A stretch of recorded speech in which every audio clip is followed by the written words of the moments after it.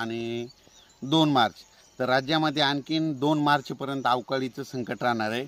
सर्वदूर पडणार नाही, फक्त ढगाळ वातावरण राहणार आहे, म्हणून हा अंदाज लक्षात द्यायचा. पण राज्यात एकंदर परिस्थिती बघितली तर म्हणजे 2 मार्चपर्यंत पूर्व विदर्भ, पश्चिम विदर्भ तुरळक ठिकाणी अवकाळीचं संकट राहणार आहे.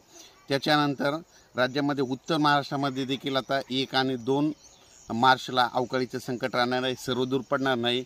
नंदुरबार, धुळे, जळगाव त्या भागामध्ये पाऊस पडेल, पण थोडा निफाड, नाशिकच्या भागाकडे थोडा पाऊस येऊ शकतो, म्हणून हा अंदाज लक्षात द्यायचा. खूप काही जास्त नाही, म्हणून काही चिंता करण्याची गरज नाही. त्याच्यानंतर पश्चिम महाराष्ट्रात देखील म्हणजे आता 29 फेब्रुवारी, 1 मार्च आणि 2 मार्च दरम्यान ढगाळ वातावरण राहणार आहे. तुरळक ठिकाणी पाऊस पडणार आहे. सर्वदूर नाही, त्याच्यामुळे काही चिंता घाबरायचं कारण नाही. खूप काही मोठा पाऊस पडणार नाही.